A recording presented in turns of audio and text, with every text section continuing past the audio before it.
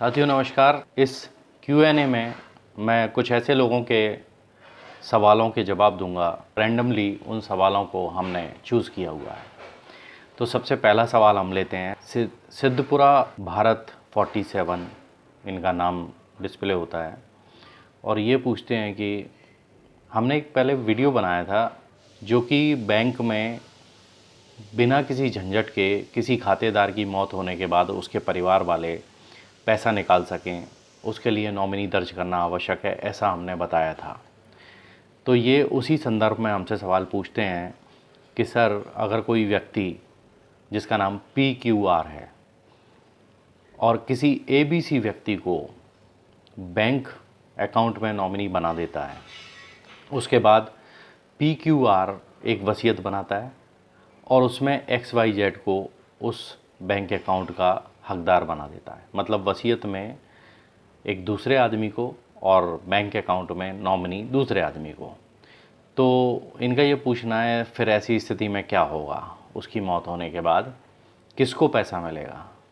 तो भैया हमने जो वीडियो बनाया था वो झंझटों से बचने के लिए बनाया था, कोर्ट में ना जाने के लिए बनाया था, कोर्ट में चक्कर ना काटने पड़े इसके लिए बनाया था। और यहाँ ऐसा विद्वान व्यक्ति अगर कोई दुनिया में है तो वो तो फिर एक तरह से अपने पूरे परिजनों को परेशान करने के ऊपर तुला हुआ है। वही होगा जो मंजूर कोर्ट होगा।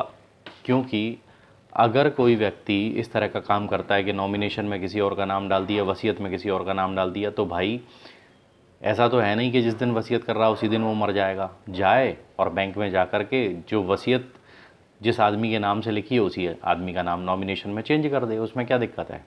लेकिन अगर कोई ऐसा करके मर जाता है तो वास्तव में बहुत दिक्कत आने वाली है। बैंक किसी को पैसा नहीं देगा जब तक कि कोर्ट कोई आदेश नहीं कर देता, क्योंकि ये पैसा फिर डिस्प्यूटेड पैसा हो जाएगा और डिस्प्यूटेड मनी का डिस्पोजल बैंक अथॉरिटी कभी भी नहीं करती बिना कोर्ट की मदद के। तो आप समझ गए होंगे, झंझट में पड़ना हो तो ऐसा काम करके आदमी जा सकता है दुनिया से, उसके बाद उसके बच्चे लड़ते रहेंगे। चलिए अब दूसरा सवाल लेते हैं हम। गौरव शर्मा हमसे पूछते हैं कि कब्जे के बारे में इनका सवाल था। किसी ज़मीन पर मकान बनाओ, चार दीवारी ना हो तो क्या पोजीशन माना जाएगा। ऐसा मकान किसी ने अगर देखा हो तो बताए कि जिसका मकान तो बना है चार दीवारी नहीं बनी है। अगर चार दीवारी नहीं होगी तो मकान कैसे कहलाएगा। खैर उनका सवाल जो भी है उसको हमने जितना समझा उसके हिसाब से मैं जवाब दे रहा हूँ कि अगर खाली प्लॉट पड़ा है जिस पर कोई मकान ही नहीं बना है, कोई चार दीवारी नहीं बनी है, तब भी ऑनर का पोजीशन माना जाता है। कब तक? जब तक कि वो पोजीशन डिस्प्यूटेड ना हो। यानी अगर उस पोजीशन पर कोई डिस्प्यूट आता है, डिस्प्यूट जहाँ पैदा हो गया वहाँ तो फिर कोर्ट डिसाइड करेगा कब्ज़ा किसका है, लेकिन जहाँ डिस्प्यूट नहीं है तो कब्ज़ा उसी का माना जाएगा। अब कपिल जैन हमसे पूछते हैं, इनको बड़ी चिंता है इस बात की कि मकान का किराया अगर कोई व्यक्ति ले रहा हो तो क्या एडवोकेट एक्ट 1961 में कोई प्रॉब्लम तो नहीं होगी, उसके नियम अनुसार उन्हें कोई परेशानी तो नहीं आएगी। तो भैया मेरा ये कहना है कि ये एक पैसिव इनकम है और संपत्ति का किराया है, संपत्ति आपकी अपनी है। तो ऐसी स्थिति में आपको एडवोकेट एक्ट 1961 में कोई परेशानी नहीं आएगी। आपका लाइसेंस निरस्त इस आधार पर कभी नहीं होगा। चलिए अब आगे बात करते हैं। राजेश शर्मा जी हमसे पूछते हैं कि टैक्सेशन और MACT की वकालत एक साथ कर सकते हैं क्या। तो मेरी जो व्यक्तिगत राय है वो ये है, या तो MACT का काम कीजिए या फिर आप टैक्सेशन का काम कीजिए, क्योंकि दोनों फील्ड बिल्कुल अलग हैं। एक पूरब है तो दूसरा पश्चिम है। इसलिए आप कृपया करके ऐसा प्रयोग ना करें, नहीं तो ज़िंदगी ख़राब हो जाएगी और कुछ नहीं है। तो ये महेंद्र भाटिया जी हैं जो हमें बहुत सारी शुभकामनाएं देते हैं और इन्होंने कोई प्रश्न नहीं पूछा है बल्कि अपने द्वारा इन्होंने हमको बहुत सारी शुभकामनाएं दी हैं। चूँकि मैं कोविड में बहुत ज़्यादा बुरी स्थिति में पहुंच गया था तो इन्होंने शुभकामनाएं देते हुए कहा है कि सर आपके वीडियो ऐसे ही हम देखते रहें, ऐसी दुआ करते हैं। तो आपका बहुत बहुत धन्यवाद और उन सभी साथियों का धन्यवाद जिन्होंने मेरे लिए दुआ करी और जिन्होंने मुझे शुभकामनाएँ दी। सभी का बहुत बहुत धन्यवाद। अब बात करते हैं गीतेश मेहता हैं या जीतेश मेहता हैं, इसके बारे में मैं नहीं कह सकता क्योंकि इनका नाम अगर देखा जाए तो जीतेश मेहता ही दिखाई दे रहा है, सॉरी गीतेश मेहता दिखाई दे रहा है। अब ये पूछते हैं कि एक लॉयर सक्सेसफुल पॉलिटिशियन कैसे बन सकता है। मैंने सुना है कि लॉ करने के बाद पॉलिटिक्स में बहुत फ़ायदा होता है। तो भैया मेरा जवाब ये है कि सुनी सुनाई बातों पर यकीन मत किया करो, खुद ही देख लो।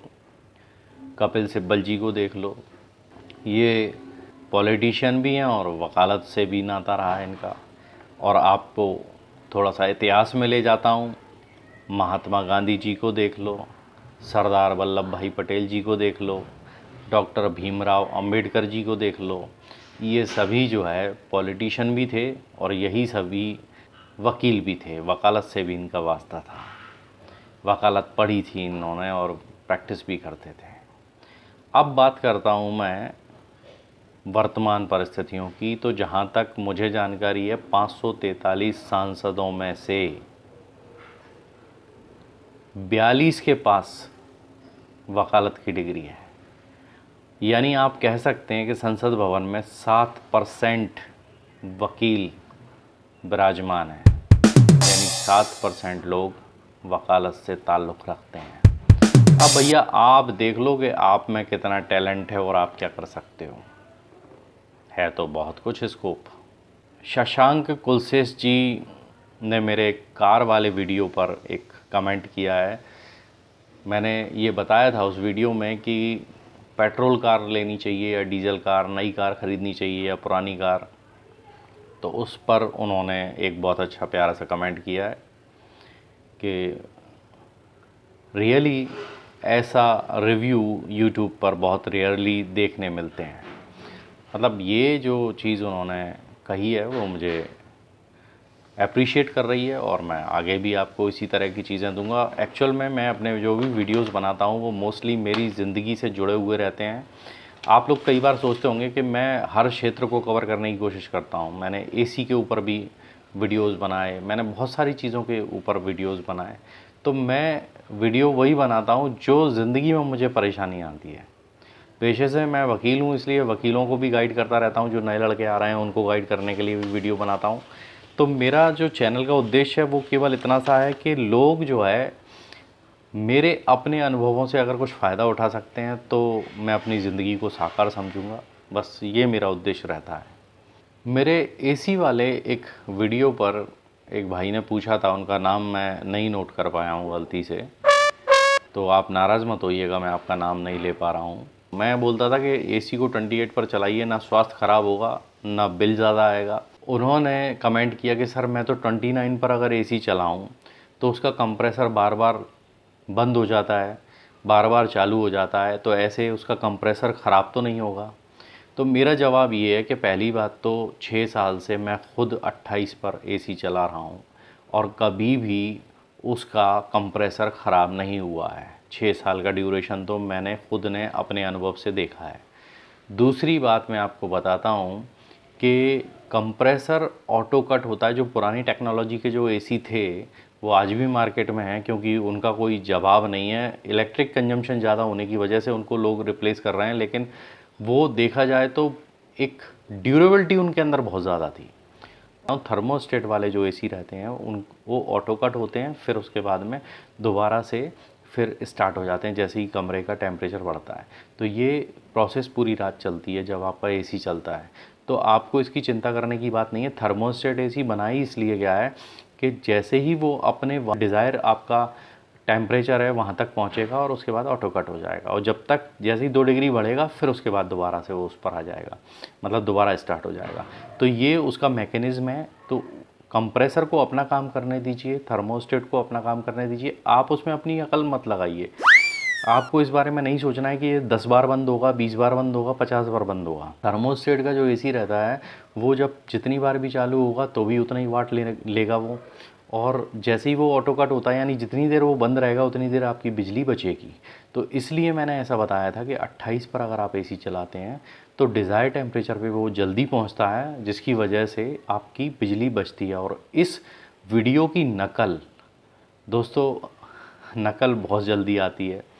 इस कदर की नकल लोगों ने की है, हज़ारों वीडियो उसके ऊपर बने हैं और जब मैंने पहली बार ये वीडियो बनाया था तो मुझे लोगों ने जाने कितनी सारी तो गालियाँ दी थी, अरे क्या बताते रहते हो, ऐसा वैसा कुछ भी बना देते हो। और जब लोगों को कॉन्सेप्ट समझ में आया कि एसी के साथ पंखा चलाओ तभी आप बिजली बचा पाओगे, क्योंकि वो पूरे रूम में जो है हवा अच्छे से सर्कुलेट करेगा, आपको गर्मी ही नहीं लगेगी। जो लोग अकेला एसी चलाते हैं तो कई बार एसी बंद होने पर तुरंत बाद उनको गर्मी लगने लगती है, लेकिन पंखा अगर चलता रहेगा तो 15-20 मिनट तक तो आपको गर्मी लगेगी ही नहीं। अगर बिजली चली गई तो आपको पता नहीं चलेगा बिजली गई हुई है, क्योंकि पंखा आपका चल रहा है इन्वर्टर से और उस समय आपका रूम कूल है, रात को नींद नहीं टूटेगी। मैंने ये कॉन्सेप्ट बताया था, लोगों को बहुत पसंद आया था। तो चलिए मिलेंगे अगले वीडियो में, तब तक के लिए बाय बाय। अपना और अपनों का ख्याल रखिएगा।